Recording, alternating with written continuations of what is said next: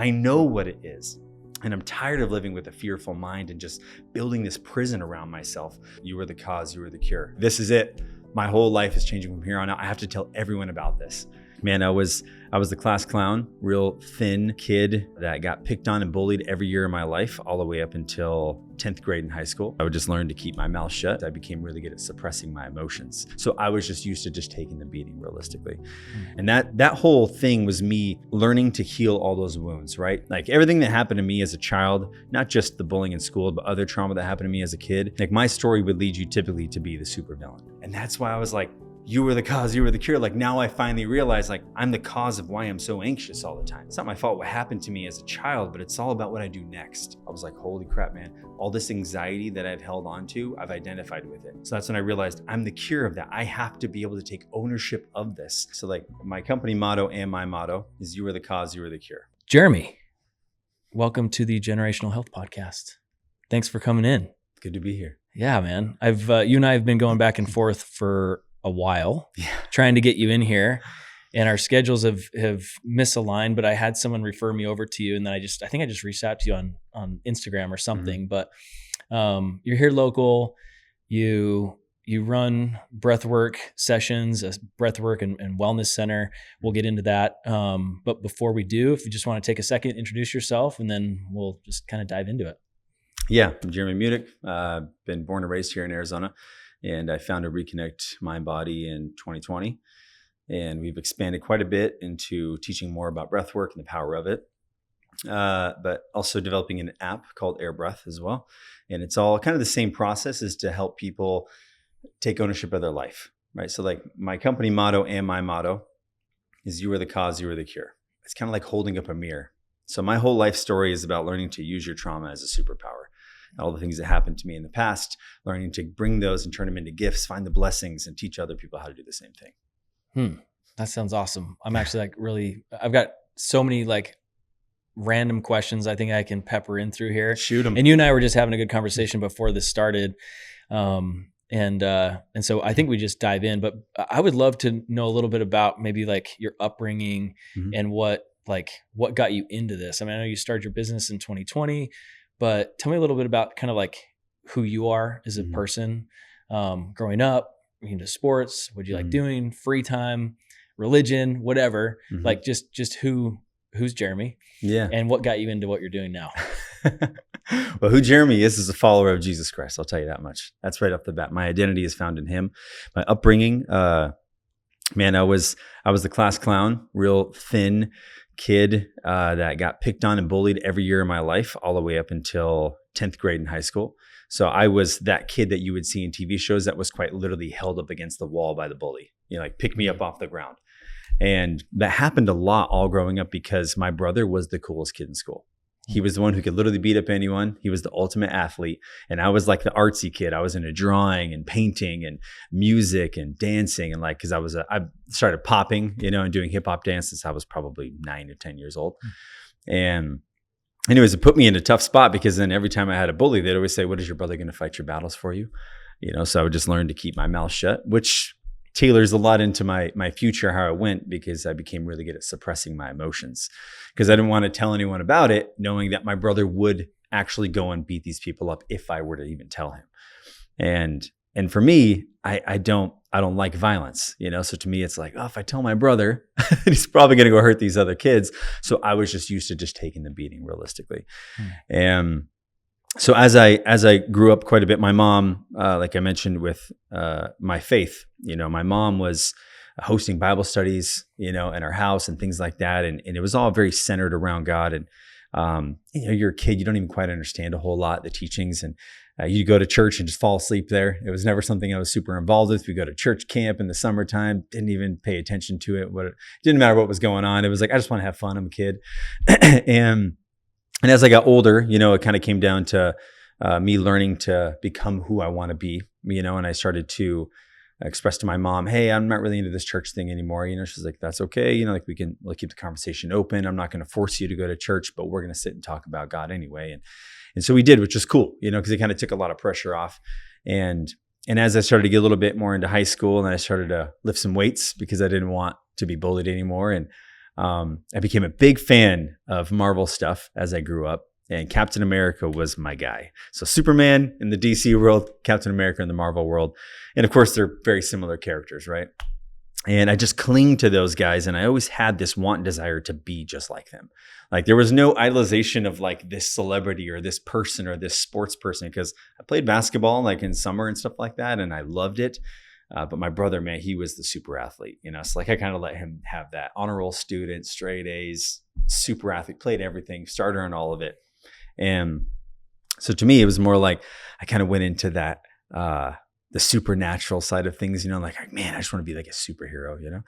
And so anyways, I started doing that, started lifting weights, started building up some muscle. And man, I went into my senior year like 120 pounds, which is crazy. And I'm just under 5'10". And so after that, though, I just started to hit the weights really hard because I figured out, man, I can become a superhero. I can literally build my body to be this. And I did. And then I got into martial arts and I did Muay Thai, I did Kung Fu boxing, I did boxing, I did Jiu-Jitsu, I did all of it. And I was just trying to train myself so I could stop violence. And I got really big and I started competing in bodybuilding and became a bodybuilding champion. I actually turned natural pro and I competed in that for a little bit. But yeah, with all of what I was trying to do was trying to be like that force that could stop violence, just like I could prevent what was happening to me my whole childhood.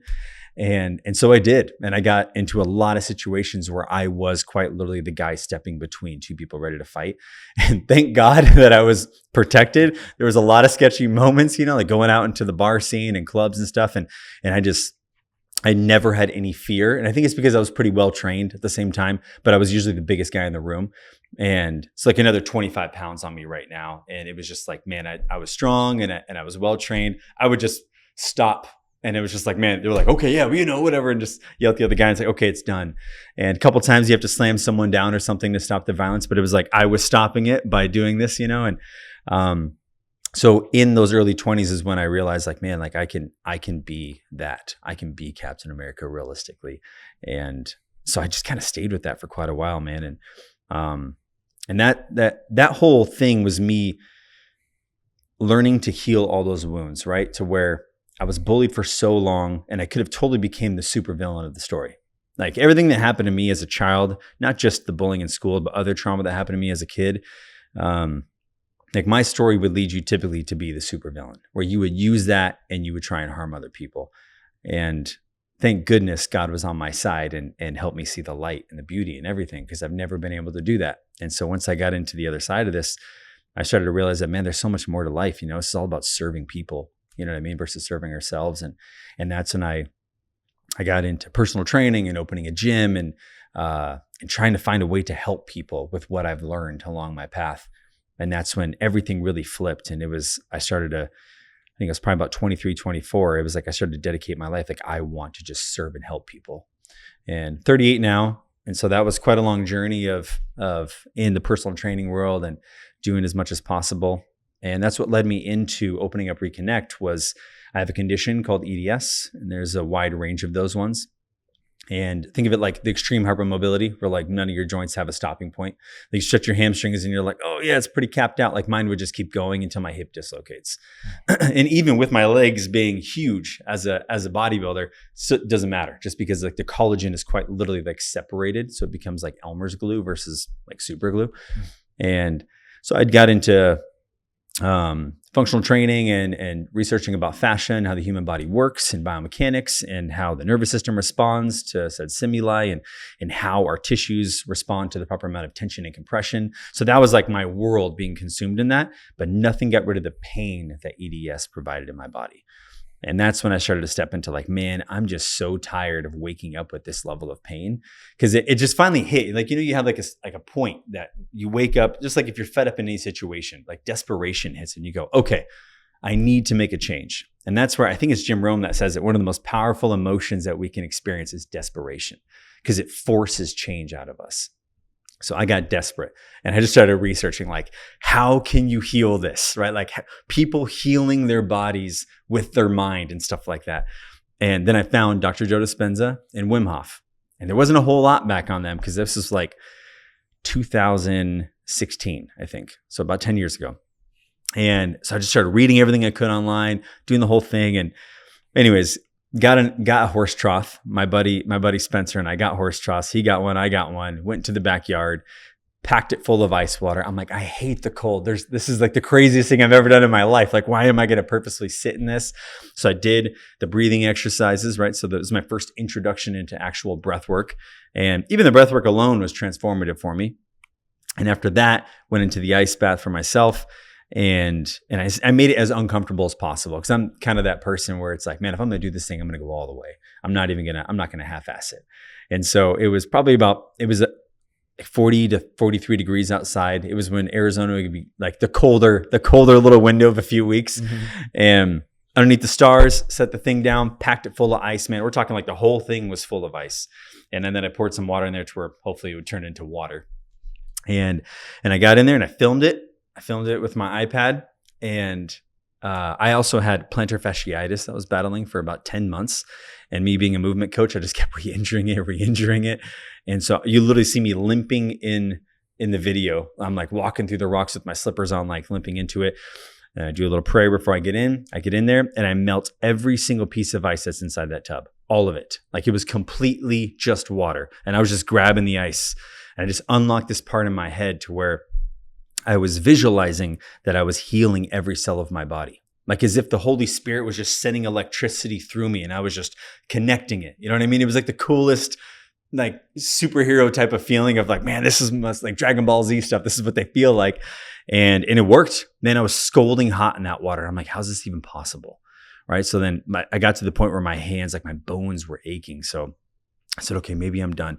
And I look over at the clock, 7 minutes and 19 seconds. And I was like, how on earth did I just do this? Like I was terrified to get in here, but I believed that I could do it. And I believed that I could heal myself. So I came out and I just walked through the rocks barefoot for the first time in my life without pain. And I'm like, okay, maybe they're just numb. So I went and sat down in my grass and then just like meditated on what it felt like. And in that moment, my company motto came through. You were the cause, you were the cure. I was like, holy crap, man. All this anxiety that I've held on to, I've identified with it. Like I'm the cause of that. I'm the cause of why I'm so anxious all the time. It's not my fault what happened to me as a child, but it's all about what I do next. So that's when I realized I'm the cure of that. I have to be able to take ownership of this. And then all of my faith teaching started to come through. Like Christ literally says to pick up your cross and follow him. Give up your old life to take this new one on with me, to be reborn in him. You have to be able to recognize there's an old life to give up.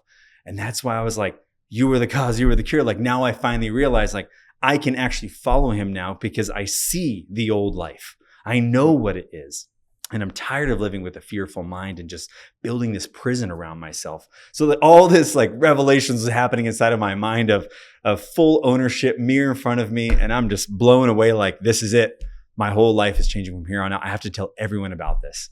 And so that was kind of the start, man. That was like the beginning of what got me to where I am now.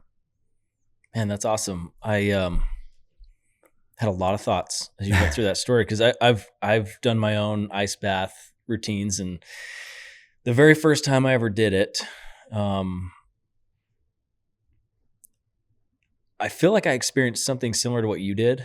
And I think we can dive into this a little bit, but especially for a guy, I don't know if this is a male trait when you get people that come in and maybe they feel like they're a little too masculine to go through the breathing exercises, or they think it's goofy or weird, or, trying to stay in the ice water for a certain amount of time out of ego because it's, like there's a lot of these weird little things playing tricks in your mind when you go do this. And the water we got into the first time, and I'll tell you, it was out of ego, 100%. They had 2 ice baths. One was in the 40s and one was in the 30s. People I was with, some good friends of mine and my wife, they one by one started getting in the colder one. So I'm like, and I hate cold water, like more than anything. Like if we go up to the lake or something and it's not comfortable, I'm generally like, I'm not that interested. Like I don't like cold water at all. I don't like feeling that feeling. And so I'm like, oh, well, I got to do this. I got to do the cold one. And I remember the woman that was guiding us through this, she would ask me, she's like, hey, so what would you like to do? I was like, well, I want to do that one. She's like, why? I was like, because everyone else did. She's like, that's not a good reason why, you know? And she kept challenging the way my mind was working in that moment to really just be like, you need to like really listen to yourself. And it sounds a little like, if you're new to this, you have to have an open mind, because it does sound a little like goofy, you know, especially a little woo woo. Yeah. Or you're just kind of like, okay, like, yeah, I don't know how to explain it, but like witchcrafty, you know, it's like, how's this going to heal me? Anyway, I went with my ego. I got in the water. You know, then it comes to how long you're going to stay in the water. Again, ego kicked in. I knew how long everyone else stayed. And I'm like, I want to do that plus maybe a second, you know? Let me just beat them. Right. Yeah. But then when I got in there, it was weird because you forget all that stuff. Like, because now you're just kind of in pain for a minute. And like when you said your hands were burning, I remember my hands were, of all the body parts that could have hurt really bad being in the water, I remember my hands were probably the worst. I don't know why, but like my hands were hurting really, really bad. Anyway, so I came out of there, and before we got in, I should backtrack. She took us through individually, like they were gone. So it was just me and her. I think because some people do feel a little awkward, but she took me through all these breathing exercises prior to getting in. She's like, you're going to need this, you know? And so I get in there, and sure enough, like I had to focus so heavily on my breathing. Otherwise fight or flight kicks in and you just want to get out. Right. But the second you start focusing on your breathing, you have so much more control. So she took me through the breathing exercises. I thought, okay, this is goofy and weird too, or whatever. And, anyway, but I think the breathing saved my life, and it allowed me to stay in there longer, but it was the feeling afterwards. We finished, I went into a sauna, you know, warmed up a little bit. I remember going outside, getting back in my truck, and that feeling when you're kind of like probably the 10 minutes after, like an extreme ice bath, you feel like you're floating and you feel like your pain, right? Like your pain is just kind of gone, and you just feel really almost euphoric. Like it feels really good. Yeah. I still struggle to go back and do these things because I hate ice baths. Like I seriously, but it's amazing how you do feel afterwards. And especially, I think more than just like the physical part of it, it's kind of that mental battle of just doing it, focusing on your breath, controlling your body, controlling all that. It's pretty amazing. And that's what interests me the most about breathwork, because I'm finding I've had this conversation so many times now on this podcast where breathwork has come up for people that are dealing with just daily stress, people are dealing with trauma, and finally being able to heal from trauma through breathwork. We can talk about that a little bit. You know, community's a big part of this too. And then going into the spiritual side of it. I mean, I know you mentioned you're Christian, and your faith is a big part of who you are, but there's so many people that they don't find purpose, meaning, faith, Christian or not Christian, but like faith, until they've done some of these guided breath works, which I think is also kind of like this little like door I want to walk through and just be like, I'm a person of faith too, but it interests me because when people, that conversion moment, right, is also pretty interesting. Like the experiences that we have as humans that, I don't know, that just help give us purpose, but also help us understand that we're something much, much bigger, or something that connects all of us, you know? And it feels like there's a lot of people that are experiencing that through breath work. So anyway, so that was kind of my experience initially going into one of these wellness centers. And this was actually a few years ago. Like I was saying to you, it might've been yours for all I know. I'm almost positive it was. You just described our whole system. It very well might've been yours. And it really was a cool experience. But like getting into that, and even if you want to dip into, I know this is, we're in the month of June right now. And one thing that we've been pushing a lot to, just with our social media or with some of my friends that have bigger platforms, is men's mental health. I think the mental health side of breathwork is huge for a lot of reasons. And maybe we dip into trauma and how you've seen breathwork or breathwork with ice, or whatever these therapies are that you're doing. I'd love to know how it helps with trauma and why it helps with trauma. Okay. Yeah. And I mean, you hit a lot of good points here. Brought up a lot of subjects too. And one of them, I think, which is perfect timing for this, is talking about men and doing these therapies. The way you described it, man, is like the most common approach, right? It's uncomfortable realistically. And sometimes we build up such a wall that we shelter ourselves from the feminine energy. And we think that that's making us more masculine. In fact, it's doing the opposite, because the more masculine you are, then the better you can hold a safe container for the masculine energy, right? So that means that we have to have a good understanding of what the feminine energy even feels like. So whenever you feel like you want to dance and just move and just be like, I don't really care, I'm just going to act stupid or whatever, that's the feminine energy. That's the creative expression. So anytime, like if you make music, if you do this, you're editing these videos or something and it excites you, that's feminine energy, right? And those right there is what make the world beautiful. If it's just masculine, then it's always hard and always rigid. It's like, man, that's pretty dry. Like, that's why when you are around a woman, I see that you're married, then it's like she brings something out of you that no one else can. Like, she literally pushes you more into your masculine and feminine combination. So a lot of times men are so unfamiliar with that thing, it doesn't feel safe. So it's like to do something kind of weird, like just breathing and having intention and leaning into your feelings. It's like, man, I'm good. This is kind of weird. I can't tell you how many guys that have literally looked at me square in the eyes and go, I'm not doing that. I'm just going to get in the water. And then I say, okay, well, I'll be right here. And then, man, 15 seconds, they come right back out. And I go, okay, can we reassess? Let's go ahead and connect to the breath. Let's just talk about what just happened. Well, it was just really cold and uncomfortable. I'm like, no, man, it's not the water. It's the way the cold makes you feel. So what does that tell you? It has nothing to do with your mind. It's about surrendering the mind. Let it go. You have to be able to connect to your body. And once you use your breath, it'll help you regulate the emotional response. Like, that is literally what's happening. It's an emotional reaction. So a lot of times, man, like we just, especially as men, we've been taught to do the opposite. I was raised by a Marine. Like, we were in trouble, man. We lined up. Literally, you couldn't break eye contact. The belt was always in hand. So like, my dad was a tough dude, toughest dude I've ever known in my whole life. And he treated us like we were also Marines, me, my brother, and my sister. And so for us, men don't cry. That was it. And we were taught that ever since we were kids. So I never really cried, like actually wept, until I was in my 20s. And it was like, man, that's crazy, right? That's a lot of years of not crying. And my first big weep was actually when I had like big wake up call with God, which is kind of cool. But I started to do all this research on like, what the heck is going on here? Like, shouldn't like crying be a natural thing? Then you start finding out like men die on average all these years before women because of this. Like, they just go, hold on, we're finding out that if you disconnect from something that is so natural, it quite literally hardens parts of you. And if you know anything about faith stuff, if you look into the Bible, those are the parts that we tend to hide from God, which can get pretty deep, right? Because the Lord literally says to soften your heart.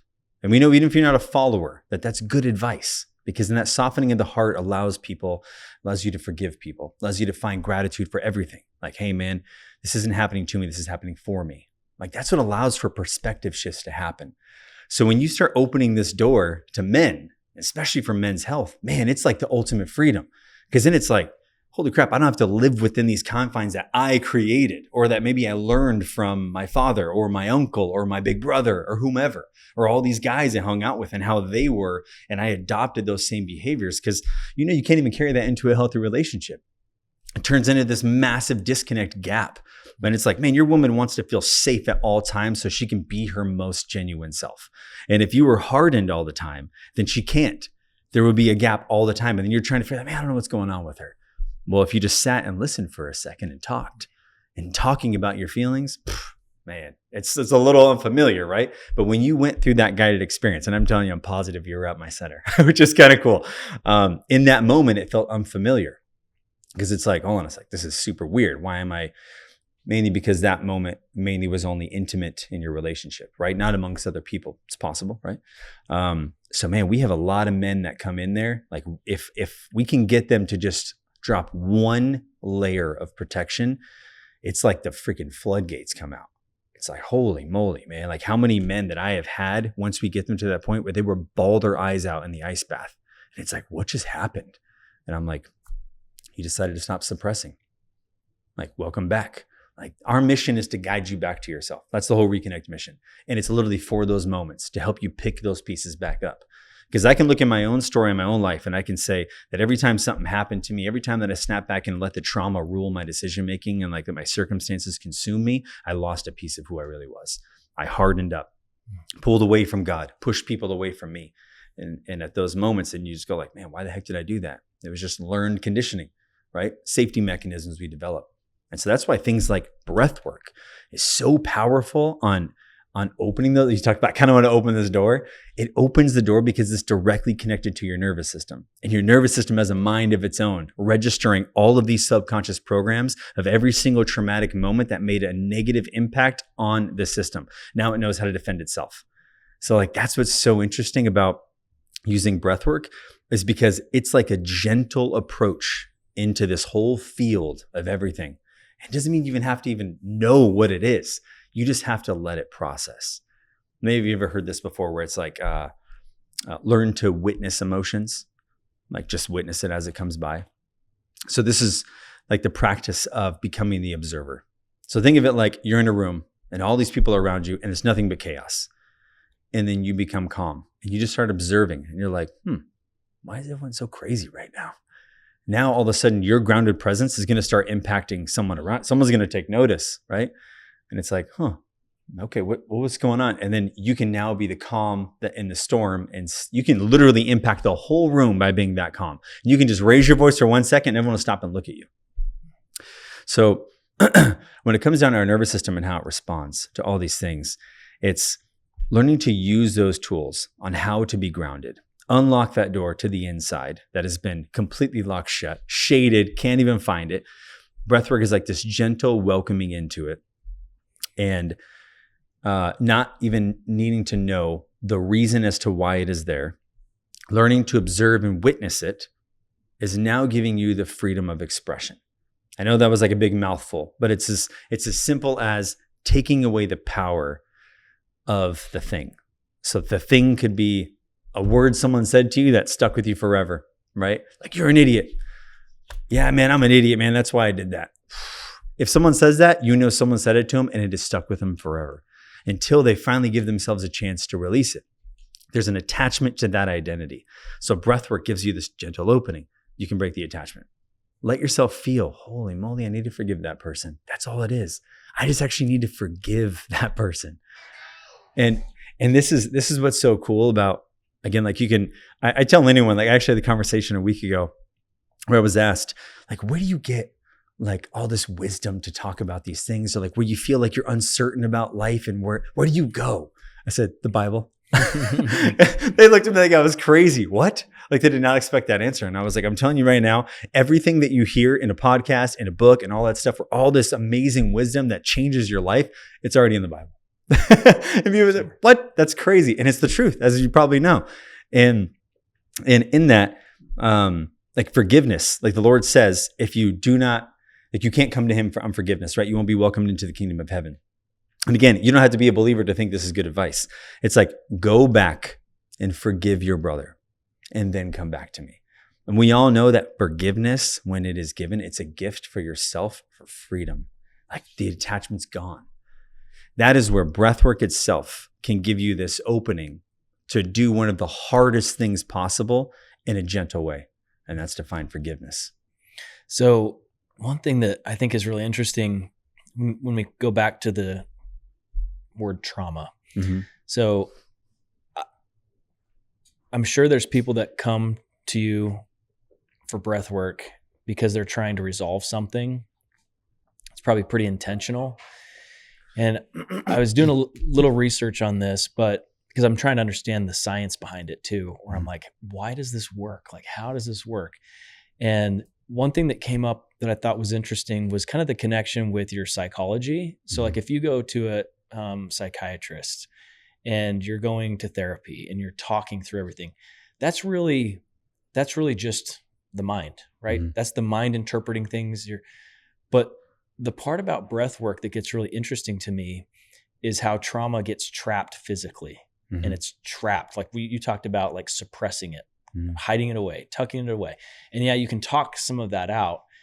But the thing with breath work that think is really interesting is the literal science behind how you control the carbon dioxide, the amount of oxygen that hits you, and what that's actually doing to these neurological receptors to allow you to actually open up. And a part of this is ego, right?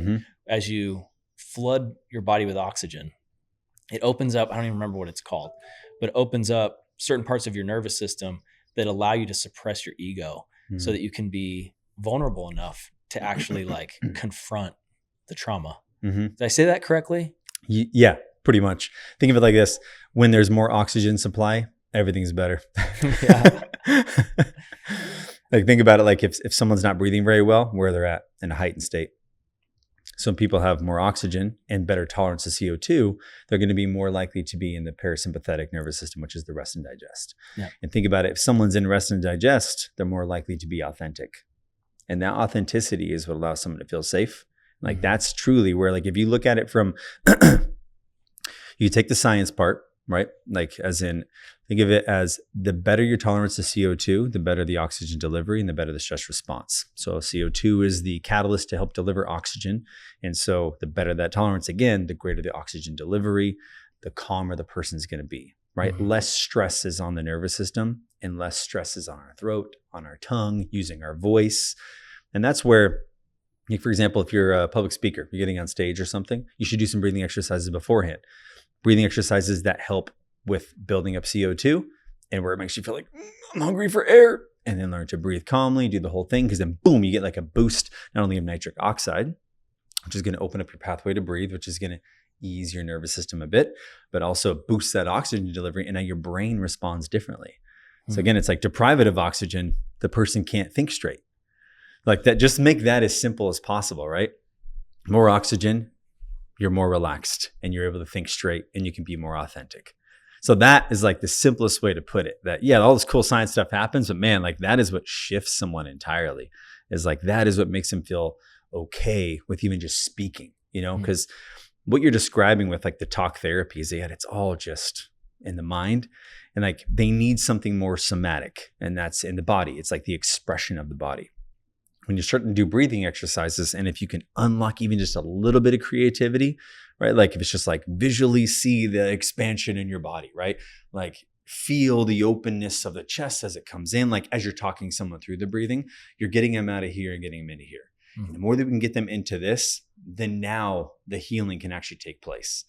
Like I have a therapist who's certified through me, my breathing certification, and man, he uses it every time with his patients, and it's like game changer, because like now he does the breath work first and then the talk therapy afterwards, and it's a completely different experience because you got them into their body. They're not thinking anymore. They're actually feeling, describing the feeling, identifying the feeling, understanding it. Like, man, that's where the real healing comes from, right? Because sometimes, man, like I'll tell my girlfriend, like whatever's going on, I say just like, if you can pinpoint what it is that you're feeling, can you just give it a voice? And then she'll think for a second, and then she starts talking about the feeling and why it feels this way. Like, bam, there you go. Like that's how we learn to be better, especially again, as men. Sometimes we can't even identify the feeling because it's so unfamiliar. But if get you to pause for a moment on thinking, get into your body for a sec, I'm like, where do you feel like it's sitting at in your body? You'll most likely be able to tell me. You'll be like, man, it's in my upper neck. It feels like this. All right, what's it feel like? And then you'll start describing. It feels like tension. It feels like a vice grip on here. You angry about something? It's like, and next thing you know, it starts to come out. Man, yeah, I've just been holding on to. It's pretty crazy how like once you get someone into their body, it's like everything just starts, the words start to formulate. So yeah, I think that's where the future of all therapy is actually going to be tied to breathwork. And that's really interesting. Yeah, I was reading through some of this and again, I was trying to understand the why behind how this works. And you brought up the sympathetic nervous system, the parasympathetic, but like, just for the listener that doesn't understand a lot of these terms, but yeah, when you breathe in, right, take a breath in, that increases your heart rate, right? And that activates activates the fight or flight is my understanding, which is why you normally will breathe in, but then you'll breathe out longer because that activates the parasympathetic nervous system, right? It's a very simple way to put it, but there's a lot of, this is a hard subject. Yeah. Because there's, let me just give a couple examples here, Okay. and then we'll go back to that. Okay. They've done studies on where they would say on average, 5 breaths per minute is a good healthy state, right? You're going to have good oxygen delivery, the person staying in rest and digest. Then they've done the same type of study with the same type of breathing patterns, and they've found out that the people are not getting those good results. That it's like, hold on a sec, they're actually deprived of oxygen. These people are highly stressed. So then it goes, okay, then we do it with mouth breathing versus nose breathing. Same kind of results. People with nose breathing were also low on oxygen. People with mouth breathing, also low on oxygen. So it all came down to the intention and the quality of the breath. Not necessarily like, I'm going to do 5 breaths per minute in full control. It's more like training the system itself to be able to respond to stress, to where once they figured out that it was all about adaptation to the stress is what determined a good quality breath, and like inhaling, right? If it's going to trigger the fight or flight, and then exhaling is going to trigger rest and digest, because they've shown it on both sides. Like that's what's so tough, right? Is you go, hold on a sec. This is all like scattered data. And the only thing that makes sense, and I learned this in a course years ago, and the only thing that would make sense of all this stuff is that everyone's different and everyone responds to stress differently. So the best thing we can do is learn to adapt to stress better, over and over and over again, and train that system. So Patrick McEwen of Oxygen Advantage, he's just brilliant on this work, to where in his practice, they've discovered that, man, when you train your body to have a great tolerance to CO2, the breath pattern, all those things like aren't even nearly as important as you just training that system. Because when you train that system, everything improves. Heart rate variability improves, oxygen delivery improves, stress management response is far greater. You stay in your rest and digest longer. You can actually recover at high intensity levels faster than anyone else. That's why, like for me personally, once I got in and took his courses, it was like game changer, man, to where I could go high intensity exercise and I can get my heart rate up to 180 beats per minute, do this breathing hack for literally 20 seconds, and I will watch my heart drop all the way down to like 130, like that. I'm talking within 20 seconds tops. Zoom. I'm like, okay, I'm gonna do it again. Boom, all the way back down to like 80 beats per minute. So like when I go into the ice bath, same thing, man, I can get that down to where it looks like I'm dead. 1 breath per minute, but I'm going in as slow as I can. My heart rate is barely even moving because of the training. Train the nervous system response with the breath by building up your CO2 tolerance. So for anyone hearing this basic on this, all that stuff, it's not even important as you just training your tolerance to CO2. So you go into a breathwork class and they make you do breath holds, right? So let's say we're doing some then fully in and letting go, and then we'll hold at the bottom, right? Something like that. So in that process, oxygen is gradually going down. And then CO2 is going to be gradually coming up. But then once they cross paths, that's when your body goes, I need a breath, right? It's like, that's that moment. That's the stress response you have to train. So don't take the breath yet. Wait. Let it build. Let yourself get hungry, right? Like let it get hungry for air. In that moment, you're literally building a tolerance. Think about it like pressure in any situation. Like you and I are working together on a project and I'm just pressuring you to do better. I'm not trying to force you and trying to break you down. I'm trying to give you this pressure so you can be better. I'm like, dude, I believe in you. I see it in you. I know you can give me more, right? And you're like, oh, but I'm so tired. I believe in you. You can do better, man. I need you to show up for 1 more hour tomorrow. Give me that. Like that's pressure, right? And you're like, show up for this team because I believe in you, right? So when we give ourselves that pressure, there's growth. And then boom, tolerance is now enhanced. So your first breath, like doing that, you might be like, oh, I'm dying at 60 seconds. Next round, it's like 2 minutes. And the next round, 2.5 minutes. And you're like, what the heck? I can hold my breath without air for now 3 minutes? How's that even possible? I couldn't even do that 15 minutes ago. So that's like the most basic thing when it comes to helping people understand the power of breath work and what's happening inside is that everyone is different. And the science will say both sides of these are right and wrong. And so breathing in, depending on how powerful and how rapid it is, yes, it will trigger some sort of response, right? A gasp, right? Or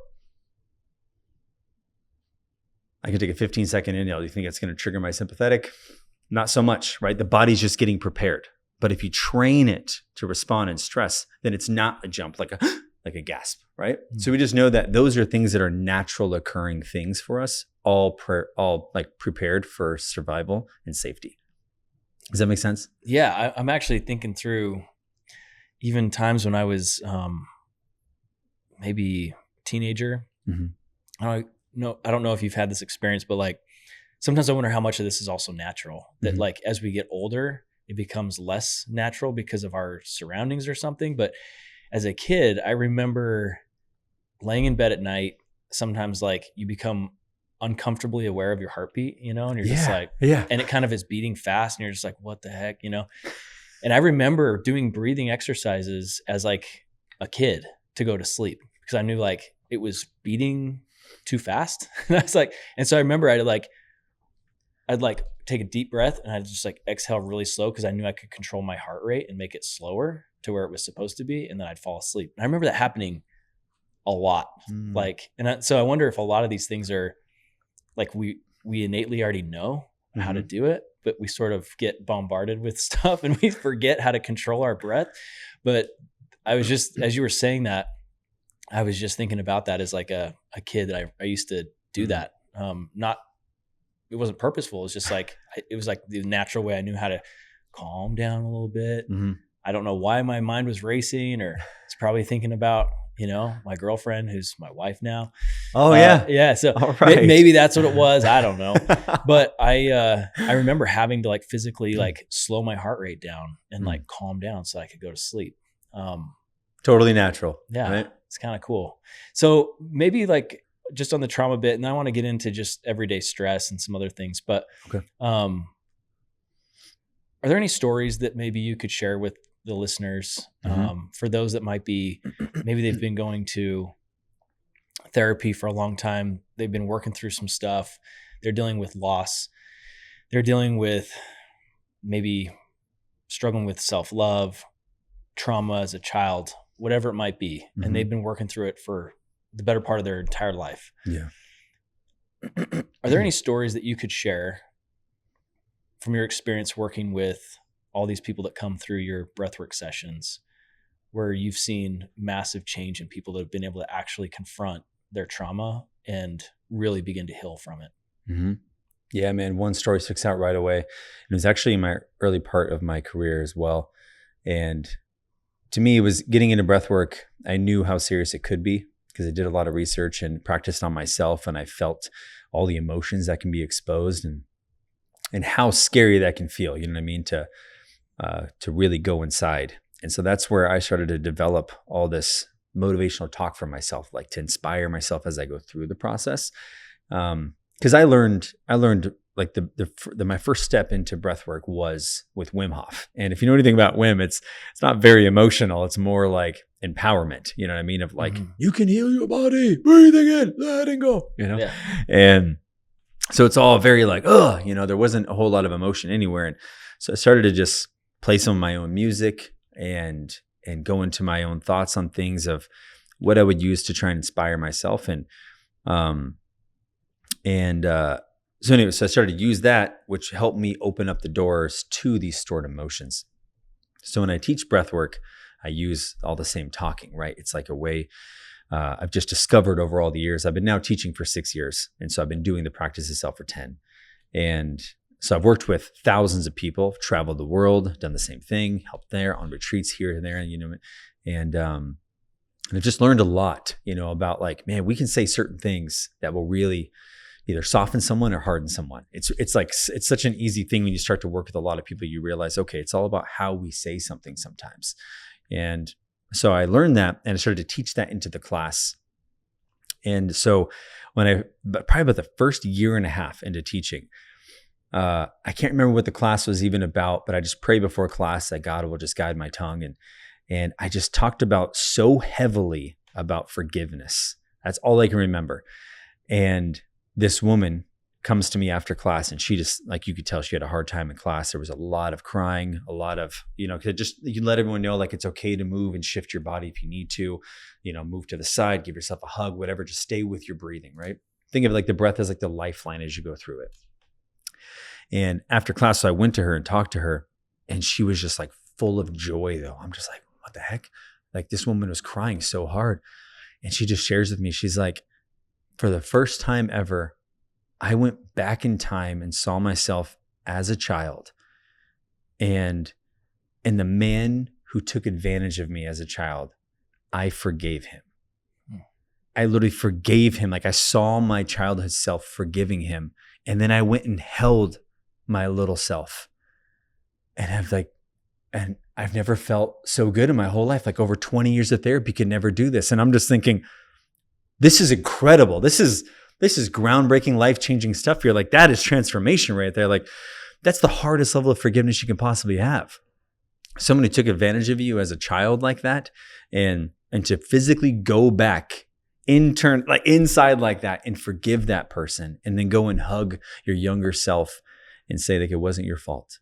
Like we are different now, right? We are able to move forward now that we have found this forgiveness. And that's like, man, that's like serious inner child work. And we didn't even do inner child work in the breath work. It's more about the space was held very specifically and the guidance was just right, but it's all about the person. This is one of the most important things when it comes to breath work. It's all on you. It literally only works if you allow it to. Because man, Colby, I can walk you through breathwork right now and be like, I want you to focus on the wall right behind me the whole time, and nothing will happen. You might get a little dizzy or something like that, but that's it. But if I have you close your eyes and just feel the breath, connect to it, focus on the pace of your heart, now find the rhythm of the breathing, all these vibrations will start coming through. Then you go, okay, now what's happening right now? If you sit here like this while we're doing that, you're probably going to pass out. But we can find a way, ego, to block it, to eliminate the feeling and sensations. And they actually did a study on this. This is pretty interesting. They had people go through the Wim Hof method of the breath work, and they had them. It was a terrible study. It came out last year, and they're supposed to get an ice bath, but they had these. It was all for men. They had these men go into the shower and just do like cold splashing in the shower, which is kind of silly. It's not even the technique, right? But they told them, do the breathing exercises by just relaxing, listening to relaxing music, and think of nothing. Well, that eliminates the whole point, like, because one of the pillars of the Wim Hof method is mindfulness, right? Like you have to be mindful about the action. In breath work, as we know, especially as a facilitator for so long, it's all about where you let your mind go, or if you turn it off, if you open up the doors to the body, where you're currently at, timing in your life, like all these things come into play with that. It comes down to you allowing it to do what it's supposed to do. And so no one had any results. Everyone was like, I felt more anxious. I feel like this. So there was nothing that changed in me. So the results of that study were saying that the method doesn't work. Yet there's thousands upon thousands of people that would tell you a different story, including myself. And it's all because we lean in and think about it like anything. Try and control love in your relationship with your wife. Doesn't work, right? You can't control it. You can't label it. You can't title it. It's this expression of just your best self, honoring where she's at and trying to help her be her best self, and showing it through all these different levels of action, touch, feel, smell, cleaning the house, doing this, telling her that you love her, giving her a gift, whatever your expression is of that type of love. And you go, that's what this is. And I will be with you through the thick and thin, worst days and best days, especially the worst days. I will hold you and we will cry together. So those are those moments like you can't really, it doesn't work unless you just fully immerse it. You can't control it. So breath work, surrender, and let it just guide you, just like prayer. And then that's when it works, which is, I think, really, really powerful because it eliminates ego entirely, which is why it's so difficult for a lot of guys. Yeah. I shouldn't even say men, actually. I would say when the masculine energy is just a little too aggressive, it's almost like, nope, not going to happen, right?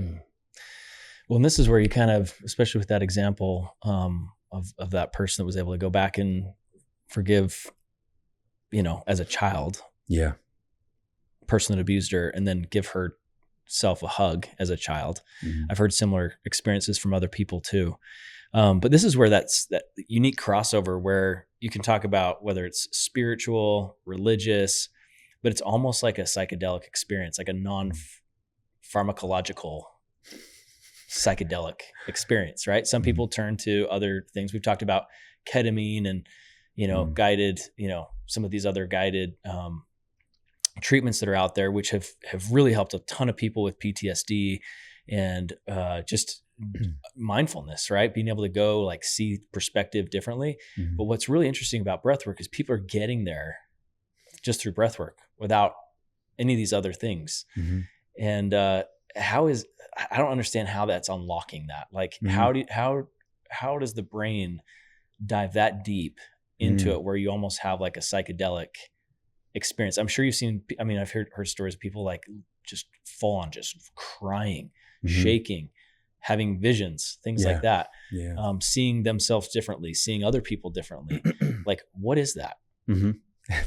It's pretty powerful when everything you just said, man. Yeah. It's crazy to think that how many people have come to me afterwards and said, I felt like I just did an ayahuasca ceremony, or I felt like I just did mushrooms or DMT or something, and I was just doing breathwork for an hour. Like, how is that even possible? Okay, so there's a lot of people that will say this, but there is no like real evidence on it that like DMT is being released into there. So I think, and this is just my own personal opinion on this, I think it's all about how the nervous system responds to the breath itself. The breath and how it can trigger certain things or free certain things. It's actually a really hard thing to describe. And that's just because of the fact that everyone responds so differently to it. Man, some people do breath work all the time and they experience nothing. And it's like, okay, so you did the same thing this person right next to you who just had this crazy mushroom-like experience. But what is happening realistically is a lot of what we talked about before. You are playing with oxygen levels and you're playing with CO2 levels, and that can make you feel woozy, right? And that woozy feeling, then you look at it and you say, okay, there are also other things happening with breath holds, like human growth hormone is being produced. There's a lot of these cool things that are going on down at like the cellular level that are being activated. And I guess if you look at it, all those things happening at once, it could probably cause some interesting things happening. My perspective on this is that when we open the door to pure creativity, then sky's the limit, right? Think about it like you have a vision of something. You can see it so clearly. It's like, man, it's like it's right in front of me. And you can draw it out, paint it out, have AI create it, whatever. And you can literally rebuild this whole office in the way off of pure creativity and expressing that. And no one else could see it. How is that even possible? They say creativity is an expression of the body. So you look at all these artists who are amazing. They play music and it gets them moving, and then they start painting. It's an expression of the body. I have a really cool study. I'm going to tell you 2 studies that came out a long time ago. They had these women paint a picture at the beginning of the week, and they were all terrible. Then they had them dance for just like 5 to 10 minutes every day for 7 days. Then they had them paint the same painting. After the 7 days, it's like everyone took art classes for years. And it's like, what the heck? They all got better by dancing. That was it, because it unlocks creativity. So they're trying to prove basically, hey man, my creativity is in the body. It's expressed through that. It literally changes how we see things. It brings more color into our world. So that's where, if you look at that part, and then the second part, have you ever read Dr. Joe Dispenza's book, You Are the Placebo? No. Incredible read. You should check it out. They have this one story where they have people who are taking antidepressants, and one individual, he hits a breaking point where he's like, I'm just going to take them all. This is it, my last day on earth. Takes them all, overdoses, panics, runs out of his room, like I made a mistake kind of thing, like pretty much dying right there outside of his door. Neighbors come over, boom, boom. They call, ambulance come down, do the whole thing. Goes in the hospital. They find the pill bottle. He's okay, survives everything. But they contact the lab, all these things, and they say, hey, so-and-so overdosed, blah, blah, blah. And it's like, he had the placebo. Like he literally proved what we're trying to do in this study, that his body recreated the same type of chemical response that it would if it took those same antidepressants and overdosed. His body created it through belief. How is that even possible, right? So it shows us that our brain, depending on what we believe and our level of creativity, man, anything can happen. So what that was also showing, which is what's so cool about Joe Dispenza's book, is that if we can literally almost kill ourselves by belief, we can definitely heal ourselves with belief. So you tap that in to creativity and expressing, we can have the most powerful visions of stepping into our childhood self and healing the deepest of wounds and letting light shine in the areas where there was only dark. So like realistically, man, what is happening on that level? That's my opinion. I love that. And I think you nailed it, because I think it's going to be different for every person. That's why it's probably so complicated. But even if you go to like the ketamine route, right? 2 people are going to have wildly different experiences depending on how much they submit to it. Yeah. And open up that creativity and allow it to allow yourself to experience it, right? If you fight it, just like breathwork, I bet I know I'd be one of them, but I bet you there's a lot of like the more masculine feel that you were talking about. I fight feelings all the time. Like, I don't know if it's natural. I don't know if I don't think it was the way I was raised. I don't know, but I fight feelings a lot. But I got to imagine when you have more masculine energy in breath work or even in ketamine or any of those other, different types of treatments, if you are not willing to surrender a little bit and really like allow yourself to experience it, you're probably not going to have much of a result, would be my guess. Which, to your point, if you allow yourself that creativity, right? You allow yourself to really like be in it and have that open mind and maybe unlock that more feminine side of yourself, you're probably going to have a higher chance of having a really good healing experience. Which I know we're kind of running out of time, but one thing I did want to hit on too was just general stress. Like, I think trauma is a word that gets thrown around a lot. And there's so many people that I've talked to that I know that are dealing with real intense, legitimate trauma. But everybody is dealing with different levels of stress. Yeah. And it's only probably worse now than it ever has been. I mean, probably just because of the way society is, the way we see things, the way everything is in our face. We've got social media, we have job, keeping up with the Joneses. Everything stresses us out as a provider, as a parent, as a, whatever it might be. Are there any like just quick tip suggestions that you would have for an individual? Let's just say just your average stressed out person. Yeah. To quickly just get control of their nervous system. If some people just get really overwhelmed really fast. I will give a specific example. As a parent. Okay. Perfect. There's certain things that might happen in our house where I have really good kids, but they might say or do something or not do something that can just elevate the stress level super fast, almost to a point of like absolute freak out where you're doing everything you can not to yell at them, right?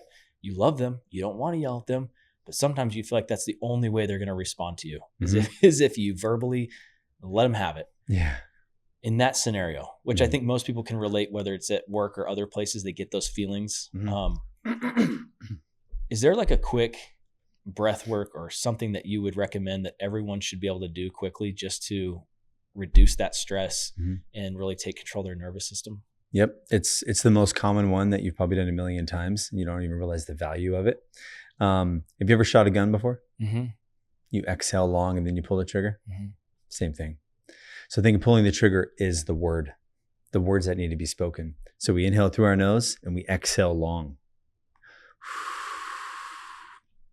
The thing is though, it's got to be in your belly, because when you start to get heightened, the breath is most likely in the chest, right? So, and then when it's up there, think of that now your body's in your sympathetic, you're ready to freaking rage. It's the same thing like you want to punch a hole in the wall, you want to do this, you want to grab the kid and shake him and be like, man, can you just listen to my words? Comprehend what I'm saying. Breathing in through the nose, deep into the belly. So deep is furthest from the top, right? So people kind of take that as like, take a deep breath in. They usually go like real big. Nope, that's big. If it goes up, that's big. Deep, furthest from the top. Just think of like a pool. So you want to breathe from the lowest portion of your belly and then the longest exhale possible. And the more sound effect on there, the more it will calm you. Reason being is because the more sound that you start to produce through that, you can activate your vagus nerve, which has the communication between body to mind, say everything's safe. And then on top of that, opens up creativity, because sound makes our body respond, right? If you hear some music, makes you want to move. So in through the nose, long exhale through the mouth, man, it works for literally everything.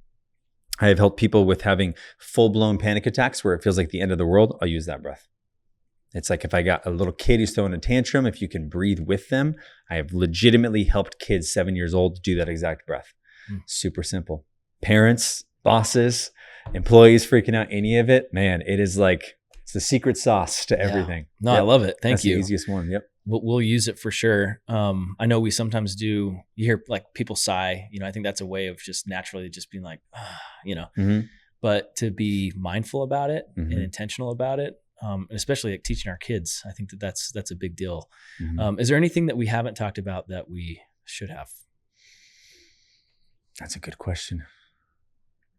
Yeah, I mean, I guess if we could just shine a little bit of light on Reconnect and what we do at the Wellness Center.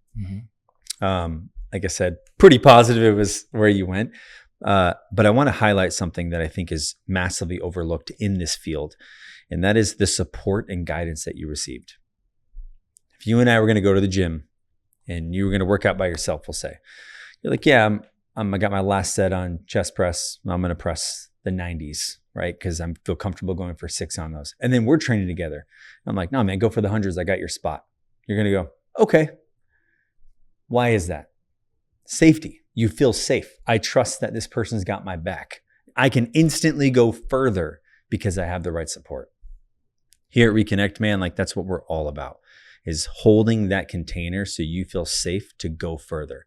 The further can be deeper, inward. It can go further, like you're not even thinking about the time. It's more like, how far can I go in to my mind to empty it completely, or to find this wound that needs healing, or just generate heat in my body and reduce all this inflammation from my fingertips down to my toes and melt the ice inside the tub, like whatever that is. Like you said, it's like, man, all of a sudden like the time disappears. So you don't even think about it because you're focused on your breath. Man, it's that support is quite literally the key. It's what changes everything. And I know I mentioned men and women prior as well and how we respond to certain things. It's actually the same type of chemical response that's going on, to where when you hold a grounded presence as a man, the woman will feel safe to express all of her truth, her best parts of herself. If you do not hold that, you're going to get a resistant middle ground response from her every time. It's the same thing in the water, where like us holding that space for you, it's opening up that door for you to feel safe and express entirely and fully let go. It is that letting go where the ego dies in the moment, and you just open up the parts that need to be shine light on, we'll say like that. And so when you come into Reconnect, it's like getting that full guided support, even if you don't want it, even if it's just someone sitting next to you. You know how it is sometimes. It's just nice to have someone right there. It changes the game entirely. Like there is no scientific study that can say that this person and this person, or didn't get the results of an ice bath, or shouldn't even do that thing, because when they did it, they did the study where it's like individual does the said stimuli, go into the water, does this thing, does that. But it's like, okay, have this person support this person, but they have to feel safe with that person and have the right type of communication where they go, I got you, right? Like I trust that you have my back. Because if it's just some random person that's going to spot you in the gym, right? You're thinking, oh, look at that person. Not so much, right? But then all of a sudden you see someone who's fit and who's got some muscle, and you're like, okay, he can lift those hundreds up. I feel safer with him. So here at Reconnect, man, it's like wide variety of staff that all hold a different type of presence with all the same training. And it changes the game entirely. Like it will literally take you to where you can go 15 minutes in the ice bath if you need to, or 60-second life-changing experience. But no matter what it is, it's all about when you get the right support, the nervous system responds differently. Awesome, man. Well, thanks for coming in. If people want to find you, I know you're here local, but I'm sure you teach a lot just because, for people who want to follow you on social media, where they can get tips, tricks, breathing techniques or whatever, where's the best place to find you? All my stuff is the same. It's just Jerame Mudick. So JerameMudick.com, and all of my social media tags are the same as well. Awesome. Well, thanks, Jerame. Appreciate you coming in, man. I need to come in. I need to do a breathwork session with you. You've invited me and I haven't made it yet. Honestly, it's not that I don't want to, just scheduling. So need to make it a priority and come in and visit you guys. Yes, sir. Cool. Thanks, man. For having me, man. Appreciate it. Thank you.